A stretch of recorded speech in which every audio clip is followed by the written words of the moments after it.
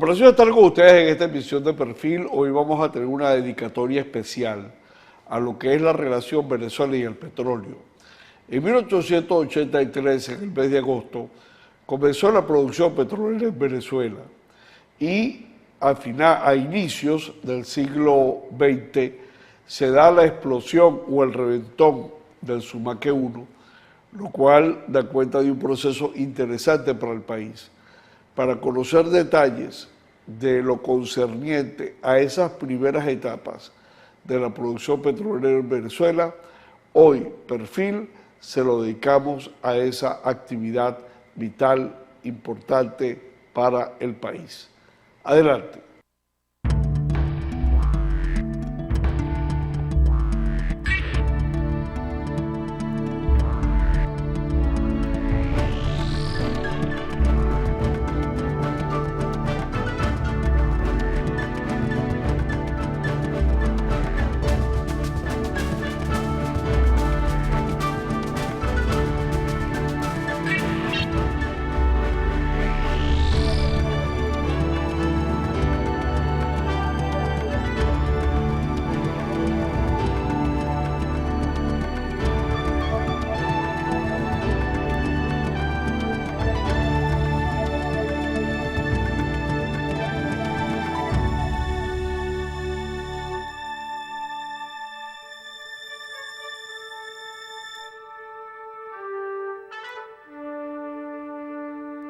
Son días de fiesta.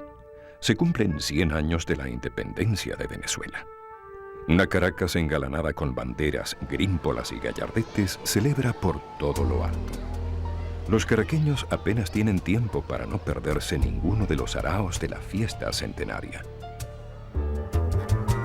Los más devotos asisten al Te Deum en la catedral, mientras en el Palacio Federal develan con especial emoción el tríptico del joven pintor Tito Salas.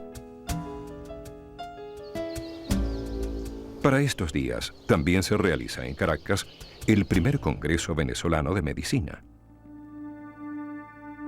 Paludismo, mortalidad infantil, lepra y tuberculosis son el resultado de la radiografía hecha a un país marcado por 100 años de revoluciones y precariedad. Un país con 2 millones de habitantes, que no tiene carreteras, que apenas siembra un pedazo de sus tierras y gobernado por un general de pocas palabras venido de los Andes.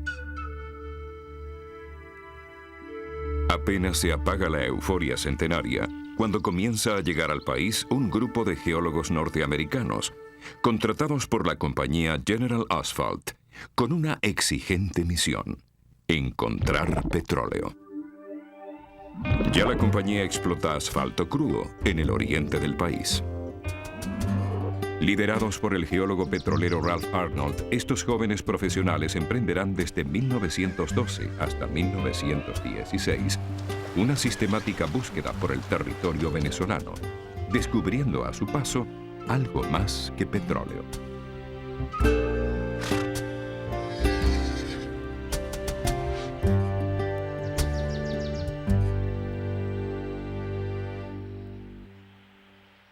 Cuando llegan a Caracas, se hospedan en el Hotel Clint, frente a la Plaza Bolívar.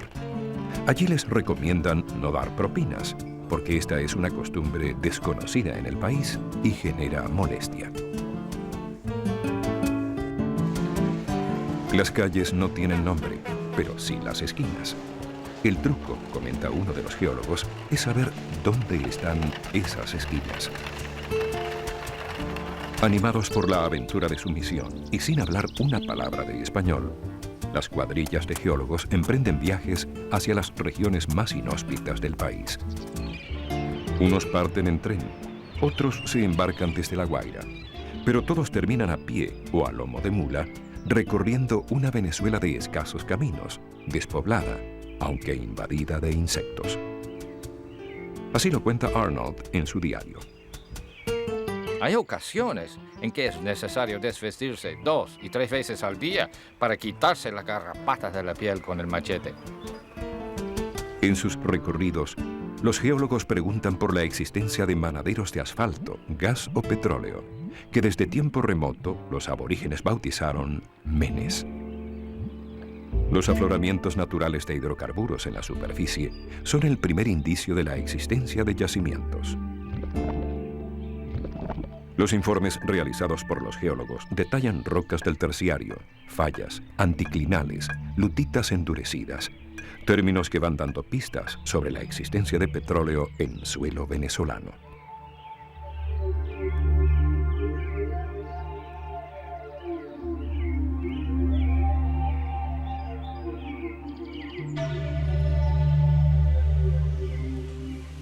La explotación mundial del petróleo de forma moderna había comenzado en 1859, cuando el llamado Coronel Drake en Titusville, Pensilvania, perforó un pozo encontrando petróleo a 20 metros de profundidad. La fiebre petrolera se desata en Norteamérica. Las perforaciones se multiplican, las tierras aumentan de precio y los campesinos se hacen petroleros.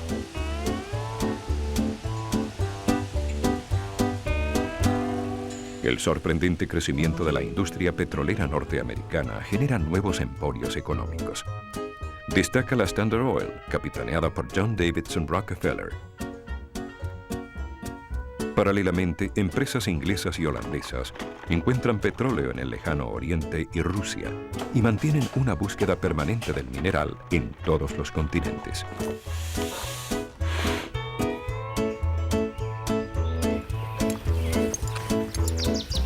Es en este contexto de búsqueda de nuevos yacimientos cuando Ralph Arnold y parte de su equipo, en abril de 1913, llegan al campo petrolero La Alquitrana, cerca de Rubio, en el estado Táchira. Allí escribe: La refinería tiene 30 años de antigüedad y aunque el único pozo produce solamente 40 galones de petróleo diarios, esta actividad comercial ha funcionado por varios años. Sí, en Venezuela ya se producía petróleo. Años atrás, en 1878, el hacendado Manuel Antonio Pulido obtiene los derechos para la explotación de un terreno mineralógico, ubicado en su hacienda cafetera La Alquitrana, tras descubrir emanaciones de petróleo en la superficie. Pulido funda la compañía Petrolia del Táchira, en sociedad con 5 hacendados y comerciantes de la región. Cuando iniciamos nuestra empresa carecíamos absolutamente de conocimientos en esa materia. Pero nos decidimos a arrostrarlo todo, y a este efecto el joven e inteligente socio nuestro, Pedro Rafael Rincones, se fue a los Estados Unidos, donde no solo estudió durante un año la parte química de la refinación del petróleo, sino que adquirió las maquinarias y aparatos que podíamos necesitar para obtener queroseno de primera calidad. En 1880, los vecinos de Rubio y San Cristóbal, animados por la novedad, acuden a la instalación de aquellos extraños equipos de perforación que habían viajado por barco, barcazas y mulas desde Nueva York hasta La Alquitrana. Pero no fue sino 3 años más tarde, cuando a 60 metros de profundidad, el llamado pozo Eureka comenzó a producir 230 litros diarios de un petróleo algo verdoso, que sería refinado en un pequeño alambique para producir querosén y proveer de esta fuente de iluminación a Rubio y San Cristóbal. Es el inicio de la explotación petrolera en Venezuela.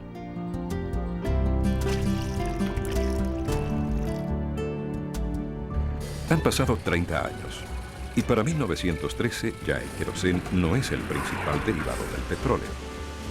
La industria automotriz, que crece vertiginosamente en el norte, se moviliza con gasolina. Pero en la apartada San Cristóbal, para la fecha existe un solo auto. Al otro extremo del país, en el estado Bermúdez, hoy Sucre, otra de las cuadrillas de geólogos y perforadores norteamericanos busca petróleo en un lago. Es un lago de asfalto natural, ubicado cerca del pueblo de Huánuco. La compañía norteamericana New York y Bermúdez venía explotando el lago de Huánuco desde finales del siglo XIX.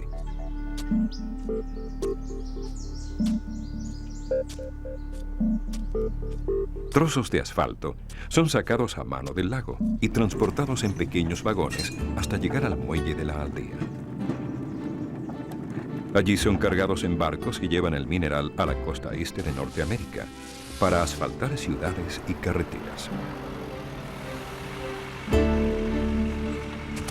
Pero en Huánuco no solo hay asfalto.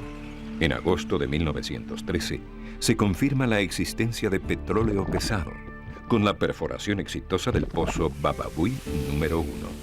Sin embargo, su producción será escasa y no tendrá futuro comercial.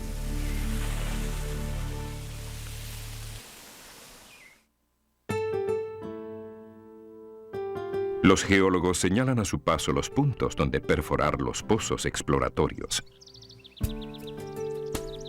Si en los Estados Unidos los propietarios de la tierra son los dueños de los minerales del subsuelo, en Venezuela la ley otorga a la República la propiedad de las riquezas naturales.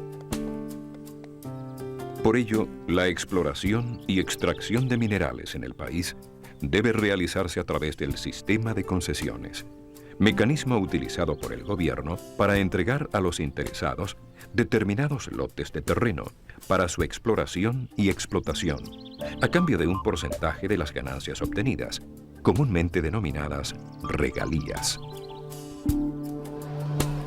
Para principios del siglo XX en Venezuela, lo usual es que los amigos del gobernante, sea Cipriano Castro o Juan Vicente Gómez, hagan buenos negocios con este sistema. Solicitan concesiones al Estado, que luego traspasan a las compañías extranjeras, como la Caribbean Petroleum Company, subsidiaria de la General Asphalt, con una concesión obtenida en 1912. Es precisamente dentro de los límites de esta concesión donde los geólogos norteamericanos señalan las mayores posibilidades de riqueza petrolera. Arnold vaticina la existencia de petróleo en la zona de Mene Grande, ubicada en la costa oriental del lago de Maracaibo.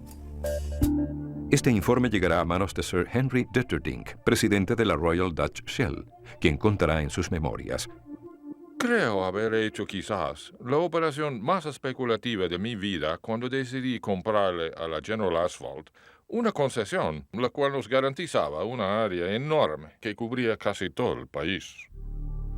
Al adquirir el 51% de la Caribbean Petroleum, la empresa Royal Dutch Shell, de origen anglo-holandés, adquiere la mayor concesión del país, ubicándose por delante de las empresas petroleras norteamericanas. La Caribbean decide perforar en el cerro La Estrella de Mene Grande. Los equipos de perforación son transportados en goletas por el lago de Maracaibo y en bongo por el río Motatán, para luego ser llevados en bueyes y mulas hasta el lugar de trabajo.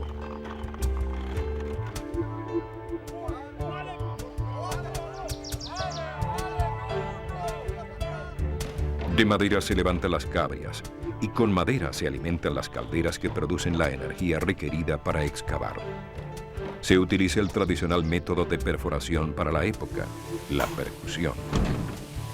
Una pesada mecha golpea una y otra vez el suelo y se adentra en las entrañas de la tierra. Día y noche, el estruendoso ruido de la barra contra la roca rompe el silencio de la apartada zona. Una cuadrilla de norteamericanos, dirigida por Jorge Brake, labora en la perforación. Obreros venezolanos han limpiado el terreno y ayudan en la faena. El curazueño Samuel Smith sirve de traductor. Para abril se hace contacto con el petróleo y el 31 de julio de 1914 el pozo comienza a producir. Son 250 barriles de crudo diarios que brotan del Sumaque 1, convirtiéndose en el primer pozo comercial de Venezuela.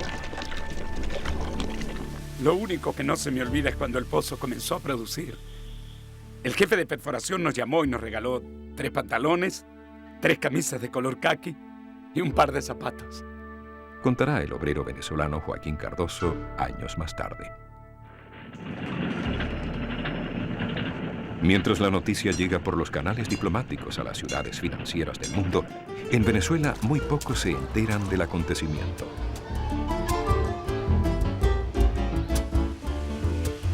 Otras perforaciones cercanas al Sumaque también dan resultados positivos.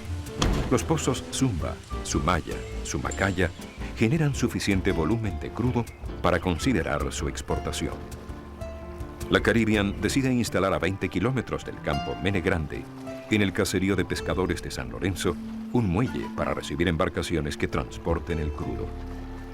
La empresa inicia la construcción de un oleoducto y de una vía férrea que une al campo con el poblado. También construye la primera refinería comercial de Venezuela. San Lorenzo y Mene Grande se transforman entonces en pueblos petroleros, con nuevas oportunidades de trabajo. Se labora de 6 a 6 de lunes a sábado y no falta la quinina para tratar de prevenir el paludismo. Al muelle de San Lorenzo llegan gabarras, goletas y también el Carlota, el Maruja, el Adela, pequeños tanqueros con nombres de mujer que surcan las aguas del lago transportando los crudos que Venezuela exporta. Ya para septiembre de 1917, la refinería de San Lorenzo está en operaciones y sus productos refinados se consumen en el país. Para estos días, la prensa reseña la entrega de una muestra de la primera gasolina producida en Venezuela por la Caribbean al general Gómez.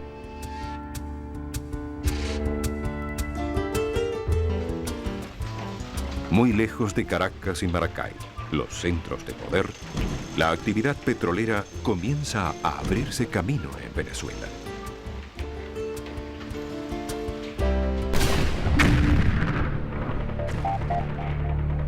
Los inicios son difíciles, porque en 1914 estalla la guerra en Europa, lo que frena la dinámica de la naciente industria en el país.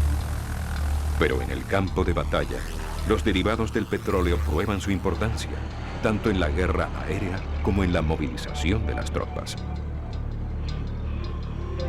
Cuando en 1918 se firma la paz, en Venezuela el general Gómez cumple 10 años en el poder. Pero la peste española que se desata en el país impide las celebraciones.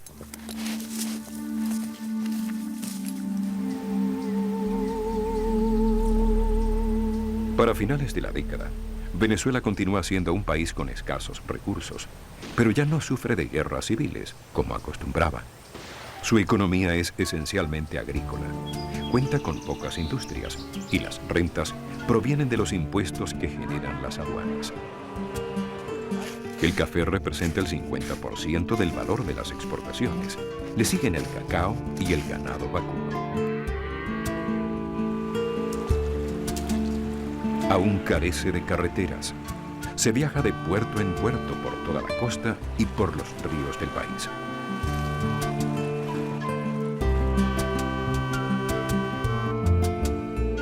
Las líneas férreas existentes para la época apenas unen cortas distancias.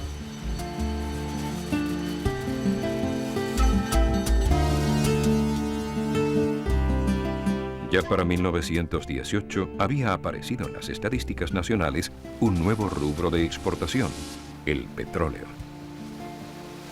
Hay quienes saben que el petróleo huele a dinero. Por eso, los familiares y amigos del régimen se mueven con destreza para adquirir las nuevas concesiones petroleras.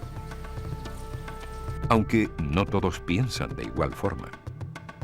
El médico Gumersindo Torres, nuevo ministro de Fomento, sugiere que el Estado venezolano podría obtener mayores beneficios económicos del naciente negocio petrolero. Pero existe un problema. ¿Quién sabe de leyes petroleras? El doctor Torres confesará en sus memorias. Cuando me encargué del ministerio, yo nada sabía sobre tal materia.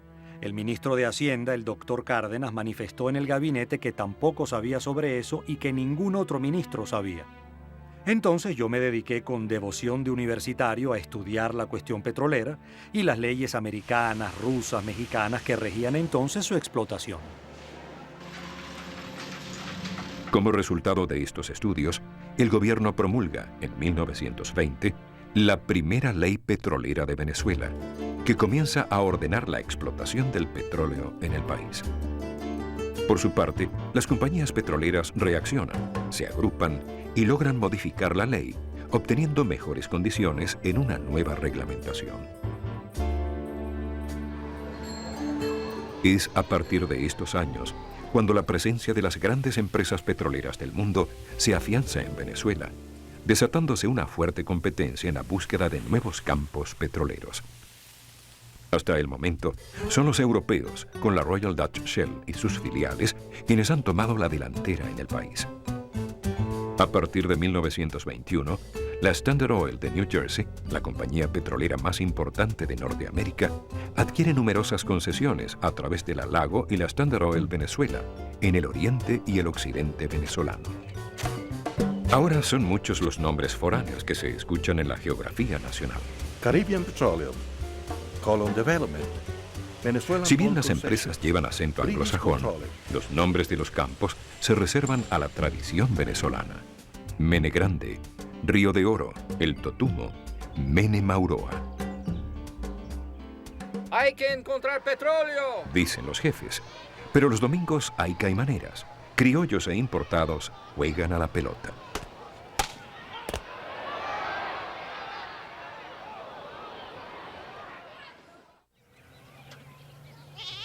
En las afueras de Cabimas, en el estado Zulia, y en medio de Cardonales, queda el caserío La Rosa. Allí, una cuadrilla de 6 hombres perfora un pozo. Es la madrugada del 14 de diciembre de 1922. Un zumbido se transforma en estruendo. Viene de las entrañas de la tierra, acompañado por un chorro negro que toma altura. El petróleo se ha escapado. Es un reventón. Un histórico reventón. Alcibíades Colina, obrero de la cuadrilla, recordará años más tarde. Sí, la torre fue golpeada con fuerza desde abajo. ¿Qué hicimos nosotros? Bueno, ¿qué íbamos a hacer? Correr. El aguacero de petróleo era tremendo. El pozo se llama Los Barrosos 2. La Venezuelan Oil Concessions, subsidiaria de la Royal Shell, es la empresa concesionaria. El chorro no se detiene y la compañía contrata centenares de trabajadores para construir diques y evitar que el derrame llegue al lago de Maracaibo. Son 100.000 barriles diarios que se están botando. Una laguna de crudo comienza a crecer al lado del pozo.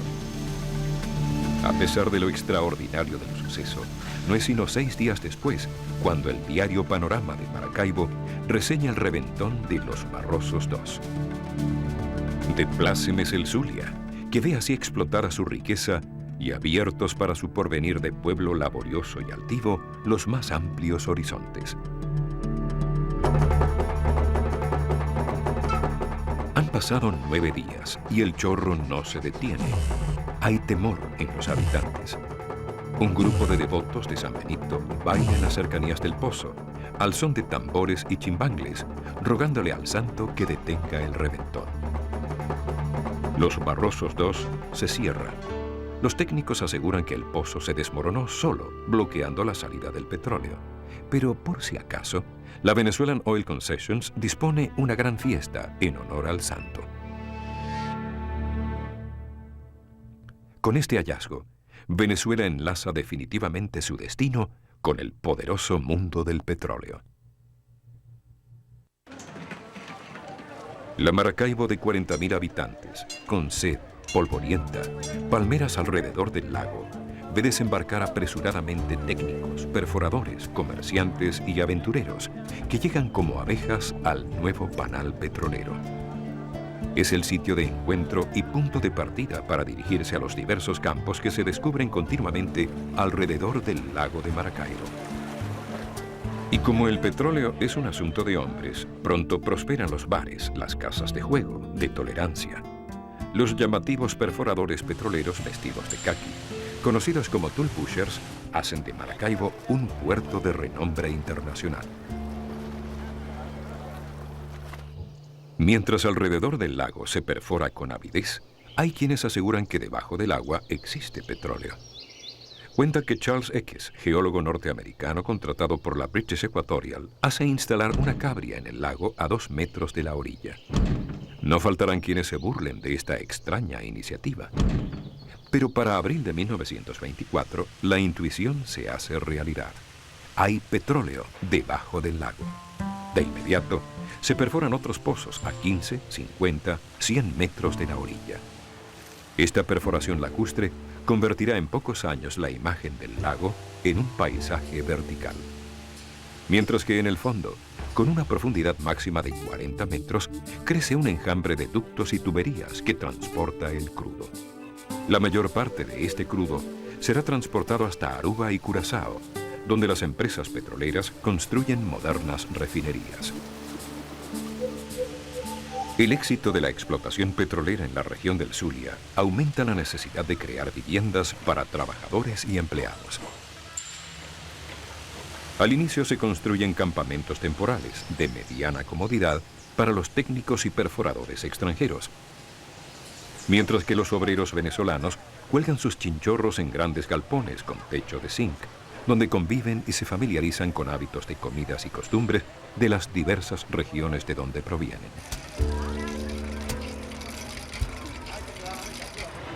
Una vez confirmada la existencia de petróleo, se construyen campamentos de mayor permanencia, que recrean las condiciones de confort que los empleados de las empresas concesionarias acostumbran a tener en sus países de origen. Los trabajadores venezolanos viven fuera de estos campamentos y se alojan en los alrededores y en aldeas aledañas, que se transforman con el tiempo en poblados estables. Más tarde, las compañías construirán viviendas para el personal venezolano que forma parte de la nómina de la empresa. Sin embargo, este sistema de campamentos, donde se refugia el personal venido de afuera, genera recelo en la población venezolana y fomenta la percepción de que la explotación del petróleo es un asunto de extranjeros, quienes no solo tienen los capitales y la técnica para producirlo, sino que lo hacen evitando el contacto social con los nacionales. A mediados de 1926, otro hallazgo confirma el enorme potencial petrolero de la costa oriental del lago de Maracaibo. La compañía Venezuelan Gulf perfora un exitoso pozo que produce 8.000 barriles diarios. De inmediato, la atención de las petroleras se centra en esta zona pantanosa, donde el único poblado lo forman las casas construidas sobre pilotes en el lago. Es Lagunillas de Agua. En el campo Lagunillas, las condiciones físicas son adversas. Es una zona palúdica y es necesario realizar grandes trabajos de infraestructura.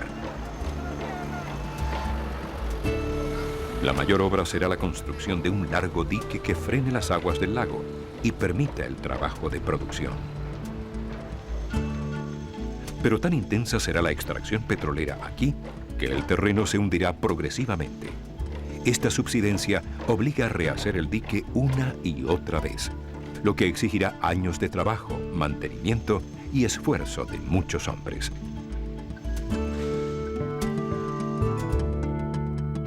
Lejos del lago, allá en Caracas, otros venezolanos, estudiantes de la Universidad Central, irrumpen y desordenan el sosiego político que impone el régimen militar y personalista que domina el país.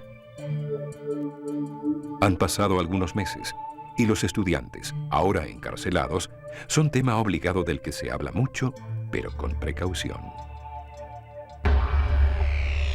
Un hecho menos noticioso, pero de trascendencia, ocurre en el oriente del país. El 1 de junio, el pozo Moneb 1, situado en Quiriquire, cerca de Maturín, revienta, envía la tubería por los aires y durante 8 horas el petróleo fluye sin control. Una vez dominada la situación, el pozo produce más de 500 barriles diarios. La empresa americana Standard Oil Venezuela logra así su primer gran éxito.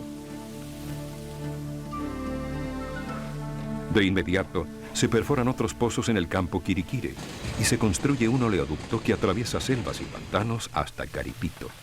Allí, por el río San Juan, vendrán los cargueros de mediano calado para llevarse el petróleo que la región produce.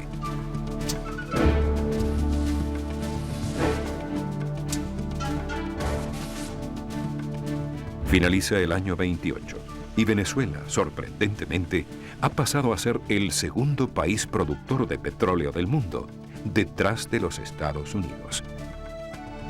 Ahora, el petróleo es la primera fuente de exportación nacional, desplazando al tradicional sector agrícola.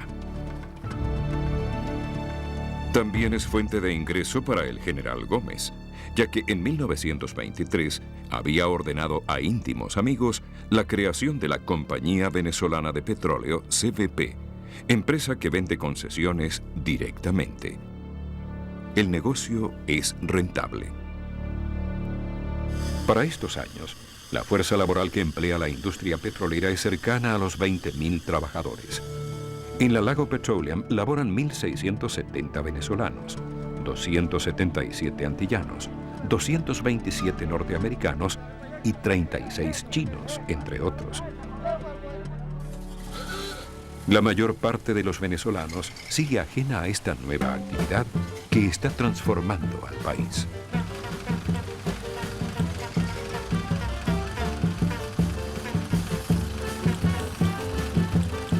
En 1929 es designado nuevamente ministro de Fomento el doctor Gumersindo Torres.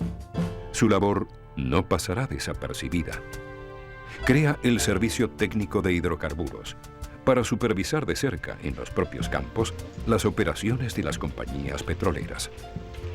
Gestiona numerosos reclamos y obtiene nuevos ingresos para el fisco por el pago de impuestos que las compañías habían dejado de cancelar.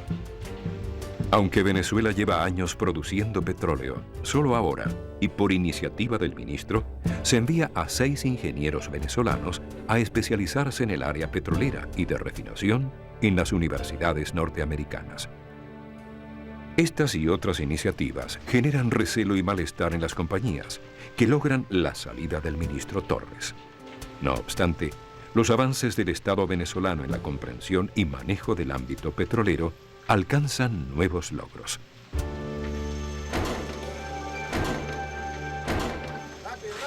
Finaliza la década de los 20 y los ingresos petroleros permiten la construcción de una diversidad de obras públicas, siendo la más emblemática la carretera trasandina. Ahora, viajar de San Cristóbal a Caracas no es más una proeza.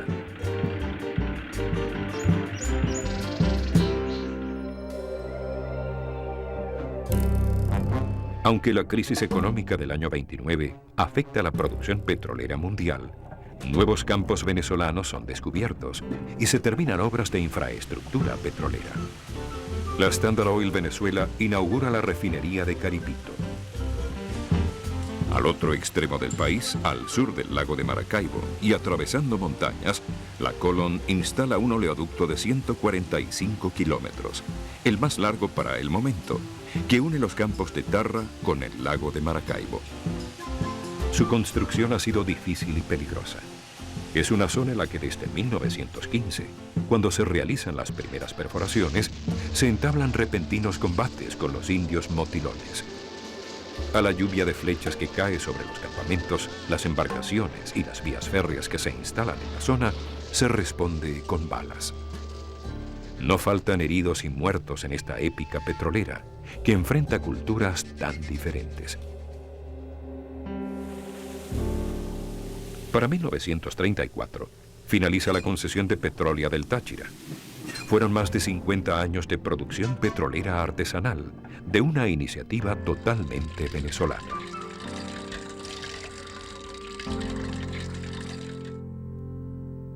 Este mismo año, Estados Unidos devalúa su moneda y en Venezuela se discute qué hacer frente a esta medida.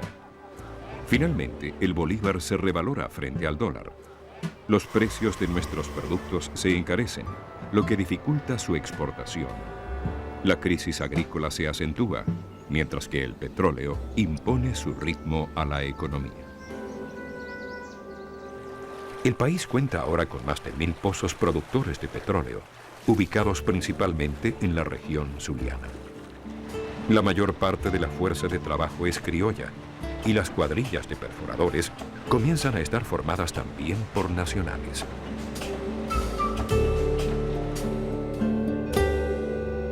Los ingresos petroleros favorecen modernos hábitos de consumo, como la pasión por el automovilismo.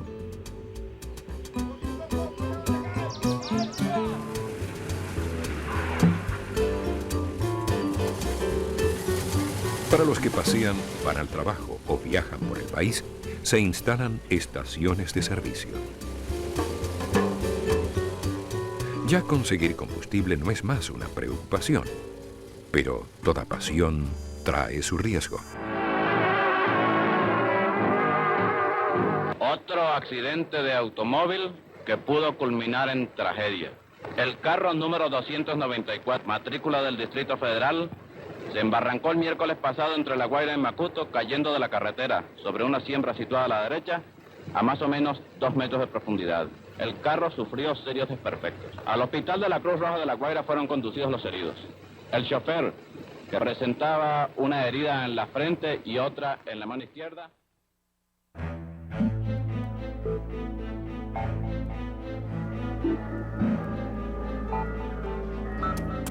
A la muerte de Juan Vicente Gómez le siguen manifestaciones y actos de violencia en las principales ciudades del país. Esta ira se desata con particular virulencia en los poblados petroleros, ya que la imagen de la industria está vinculada al férreo dictador.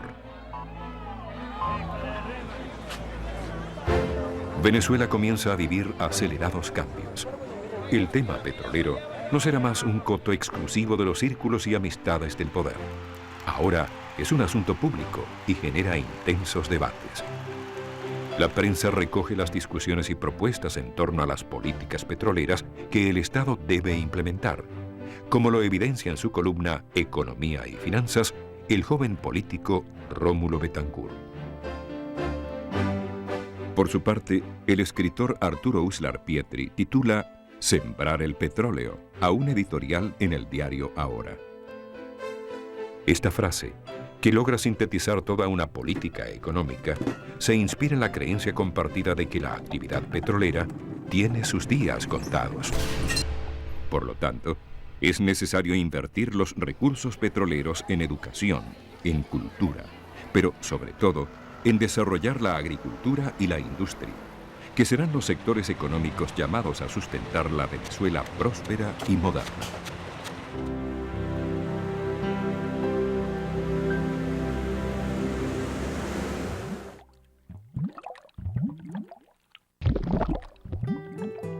Mene es el título de la primera novela de autor venezolano, que tiene como tema principal la vida en los campos petroleros. Su autor, Ramón Díaz Sánchez, quien ha trabajado en los campos del Zulia, enlaza ficción y realidad. La novela Mene contrapone valores como la tradición de los pueblos, sus fiestas, sus creencias, su pobreza y dignidad, con todo aquello que la irrupción petrolera supuestamente trae consigo: ruptura, vicio, riqueza efímera, fuerzas perturbadoras. En Mene, los choferes con olor a gasolina se vuelven irresistibles para las mujeres, y la sequía la origina el petróleo, ya que no deja salir el agua que reposa bajo tierra. El pito de la refinería impone como novedad una exigente rutina a los trabajadores venidos de lejos, que cuando son margariteños trabajan en el lago y cuando son coreanos lo hacen en tierra. Con Mene, el mundo petrolero entra con fuerza en la novela venezolana y crea el esquema de literatura que se escribirá en las siguientes décadas, sustentando una leyenda negra donde el petróleo pareciera culpable. Para finales de 1936, miles de trabajadores petroleros de la región zuliana se declaran en huelga, ahora organizados en sindicatos que la reciente ley del trabajo permite. Los reclamos de los trabajadores son múltiples. Van desde el reconocimiento por parte de las compañías de los sindicatos recién constituidos, hasta el suministro de agua potable, fría o con hielo en los centros de trabajo. El paro genera empatía y solidaridad del pueblo venezolano con los huelguistas. El campeón de ciclismo, Teo Capriles, subasta su bicicleta para conseguir fondos y ayudar a los trabajadores. Pero la acción que consigue mayor apoyo es el traslado de los hijos de los obreros petroleros en huelga desde los campos de trabajo a Caracas, donde son albergados en casas de familia. Luego de 39 días de huelga, el presidente Eleazar López Contreras decreta la finalización del paro, los obreros regresan a sus labores con el aumento de 1 bolívar diario en su salario y la obligación para las empresas de dotar con agua fría potable los centros de trabajo. Este conflicto marca pauta en la historia sindical venezolana. Durante la década de los años 30, Venezuela se mantiene como el tercer productor del mundo, detrás de Estados Unidos y la Unión Soviética. Y el petróleo extraído de nuestro subsuelo representa 9% de la producción mundial. Esta alta producción es sostenida por los nuevos yacimientos del oriente venezolano. No obstante, la mayor producción petrolera proviene de la cuenca del lago de Maracaibo, a donde llega en agosto de 1937, y por primera vez en la historia del país, un presidente venezolano. Esta visita permitirá a otros venezolanos conocer desde las pantallas de cine el novedoso mundo del petróleo. Este tupido bosque de hierro está formado por más de 3.000 torres, cuyos taladros a través del agua extraen petróleo del subsuelo del lago. No todas las torres se encuentran en actividad. Muchas veces, después de practicados los taladros, encuéntrase que han sido perdidos todos los gastos y esfuerzos, pues las perforaciones han resultado estériles. El codiciado mineral no brota en aquel punto. Pero todas en conjunto contribuyen a formar el férreo e impenetrable laberinto que caracteriza a nuestras inmensas regiones petroleras. Viene el presidente de su visita a Cabimas y Ciudad Ojeda. Tierra firme, aquí también hay torres y taladros por doquier.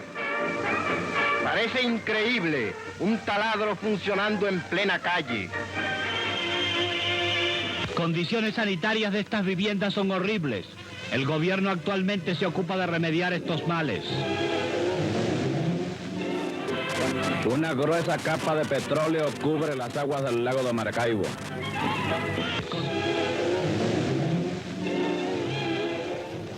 Los problemas de contaminación y los accidentes han tomado importancia con el crecimiento de la industria.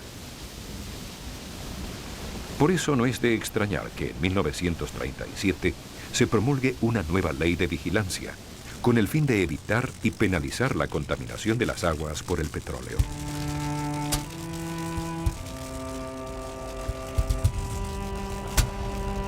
El lago de Maracaibo ha sido el más afectado por importantes derrames e incendios de gran magnitud, como el desatado en Lagunillas de Agua en 1939.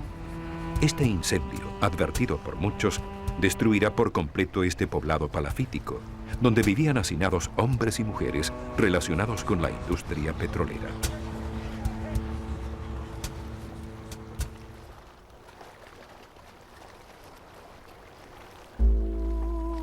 Se habla de más de 1000 viviendas destruidas, y aunque el número de fallecidos nunca se supo, se especula sobre centenares de personas muertas.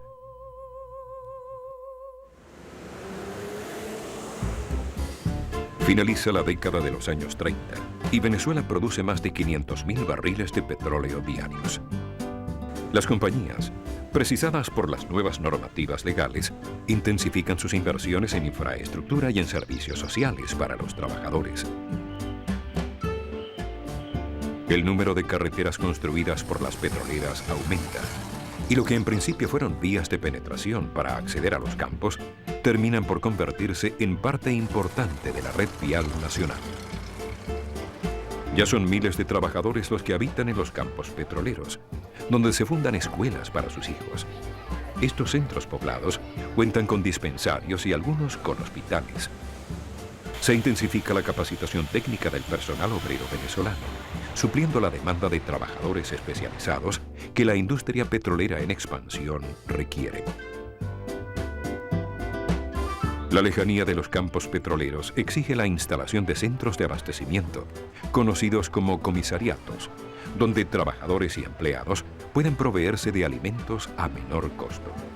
Por esta vía, nuevos hábitos alimenticios se popularizan en el país. Como novedad, las empresas impulsan y desarrollan las actividades deportivas. El béisbol y el atletismo son los deportes de mayor popularidad.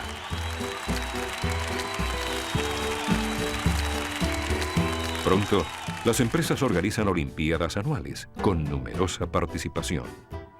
Son enfrentamientos amistosos entre los trabajadores de las diversas regiones petroleras del país.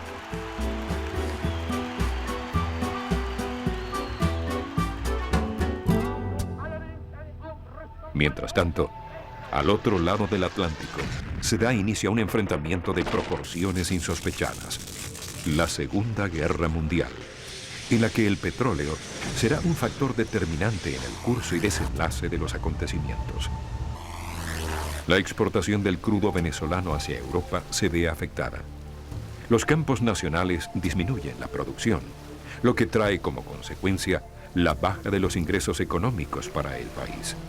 Sin embargo, Venezuela da su firme apoyo a los aliados y nuestro petróleo contribuye a las necesidades bélicas de la causa democrática. En febrero de 1942, los submarinos alemanes que se han internado en el Mar Caribe atacan y hunden 7 buques petroleros que viajan de Maracaibo a Curazao. En este ambiente de dificultades y desabastecimiento que genera la guerra en el país, el nuevo presidente, el general Isaías Medina Angarita, anuncia cambios en la legislación petrolera. La nueva reforma busca ante todo obtener mayores recursos para el Estado y un mejor control legal y técnico sobre la industria petrolera.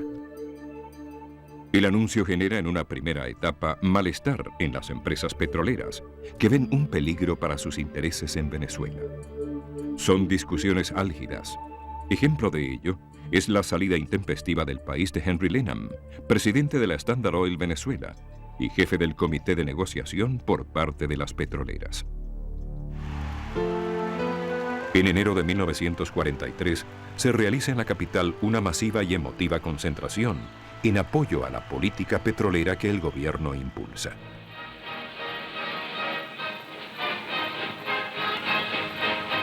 Al Palacio de Miraflores son invitados por el presidente de la República todos los representantes de la prensa capitalina para entregarles el proyecto de ley de hidrocarburos, que será sometido al Congreso Nacional en sus sesiones extraordinarias. El presidente Medina desea que la prensa nacional juzgue imparcialmente este trascendental paso que su gobierno dará en beneficio de la economía del país.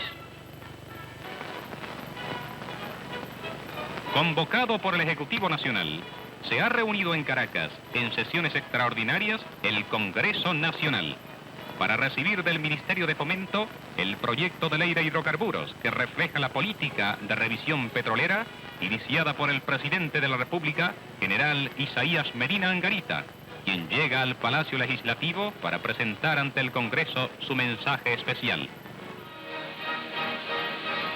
Cuando el 13 de marzo el Congreso Nacional sanciona la nueva ley de hidrocarburos, la mayoría del país siente que cuenta con una legislación acorde con sus expectativas en el campo petrolero.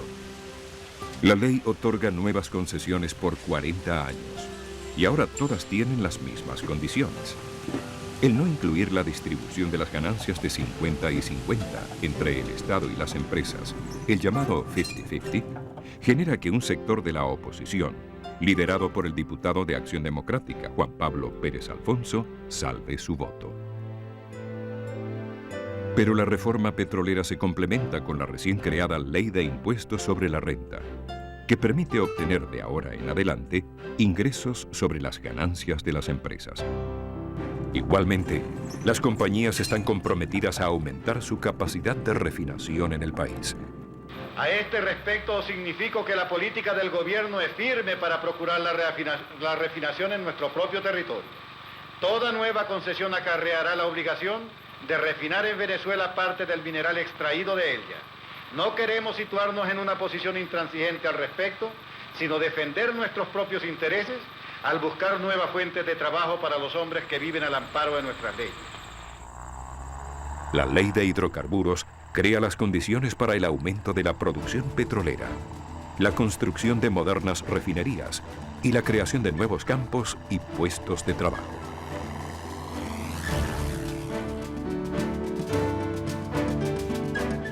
Luego de 3 décadas, Venezuela ha dejado de ser el país exclusivamente agrícola que había sido siempre. Ahora cuenta con 4 millones de habitantes, aunque solo 25.000 son necesarios para movilizar la industria que lo convierte en el tercer productor y primer exportador mundial de petróleo.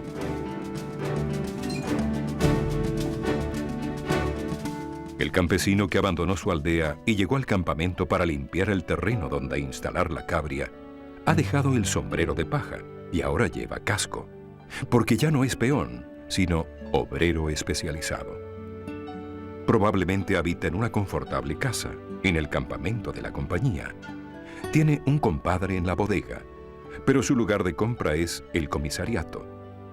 No olvida la gallera, pero en el club para los trabajadores, su familia entabla amistades y se inicia en los deportes.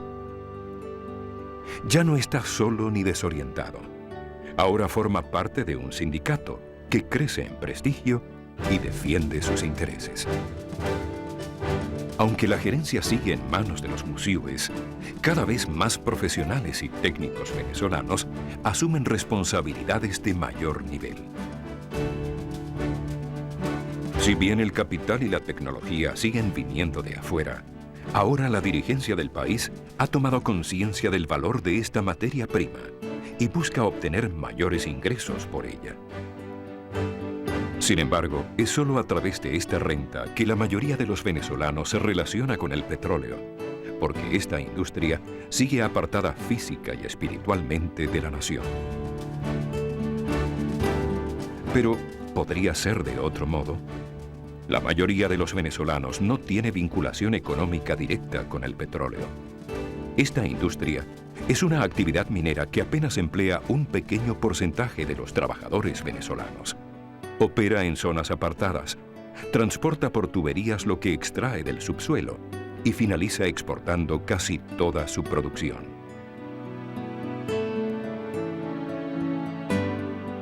Quizás por ello, al ciudadano común se le hace difícil establecer lazos estrechos entre las nuevas obras públicas, el crecimiento de la burocracia estatal, los trepidantes cambios en los hábitos de consumo y esta poderosa industria que dinamiza la economía.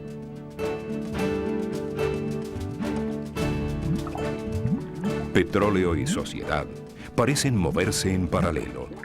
No terminan de fundirse, conocerse y aceptarse.